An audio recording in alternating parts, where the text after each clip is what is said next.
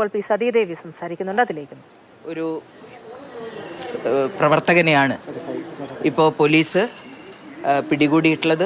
തീർച്ചയായും നിരവധിയായിട്ടുള്ള പീഡനം, അതും വളരെ മനുഷ്യത്വരഹിതമായിട്ടുള്ള രൂപത്തിലുള്ള ഒരു പീഡനം നിരവധിയായിട്ടുള്ള പെൺകുട്ടികളുടെ നേർക്കുണ്ടായി എന്നുള്ളത് കേരളീയ സമൂഹത്തിന് അങ്ങേയറ്റം അപമാനകരമായിട്ടുള്ള ഒരു സാഹചര്യം ഉണ്ടാക്കിയിട്ടുള്ള പശ്ചാത്തലത്തിൽ പോലീസിനെ വെട്ടിച്ചുകൊണ്ട് സംവിധാനത്തെ വെല്ലുവിളിച്ചുകൊണ്ട് ഒളിവിൽ കഴിയാനടക്കം, സംസ്ഥാനത്തിൽ നിന്ന് പുറത്തുപോയി ഒളിവിൽ കഴിഞ്ഞിട്ടുള്ള സാഹചര്യമടക്കം ഉണ്ടായിട്ട് ആ പ്രതിക്കെതിരായിട്ട് ഇപ്പോൾ പോലീസ് വളരെ ആസൂത്രിതമായിട്ടുള്ള രൂപത്തിൽ അദ്ദേഹത്തെ പിടിക്കാൻ തയ്യാറായി എന്നുള്ളത് തീർച്ചയായിട്ടും കേരളത്തിലെ പോലീസ് സേന എങ്ങനെയാണ് സ്ത്രീപീഡന കേസുകളിൽ പ്രതികളെ കൈകാര്യം ചെയ്യുന്നത് എന്നുള്ളതിൻ്റെ ഏറ്റവും മാതൃകാപരമായിട്ടുള്ള ഉദാഹരണമാണ്.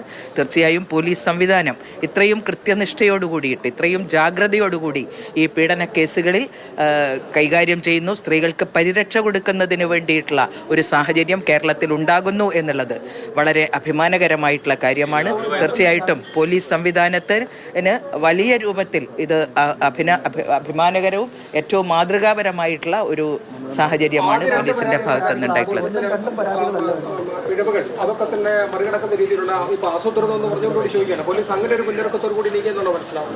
അങ്ങനെയാണ് മനസ്സിലാക്കുന്നത്.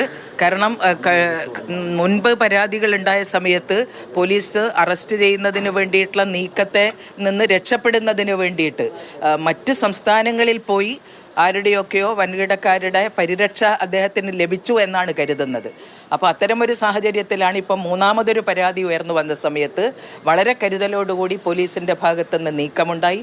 തീർച്ചയായും സ്ത്രീകളെ അപമാനിക്കുക മാത്രമല്ല, പണം തട്ടിയെടുത്തു എന്നുള്ള ആരോപണമടക്കം ഈ കേസിൽ ഉയർന്നു വന്നിരിക്കുന്നു എന്നുള്ള എത്ര അപമാനകരമാണ്. അതും ഒരു ജനപ്രതിനിധിയായിട്ടുള്ള ഒരു പൊതുപ്രവർത്തകൻ ഇത്രയും നീചമായിട്ടുള്ള രൂപത്തിലുള്ള പെരുമാറ്റം സ്ത്രീകളോട് കാട്ടുന്നു എന്നുള്ളത്, നിയമ സംവിധാനത്തെ ആകെ വെല്ലുവിളിക്കുന്നു എന്നുള്ളത് തീർത്തും അപമാനകരമായിട്ടുള്ള ഒരു സാഹചര്യമാണ്.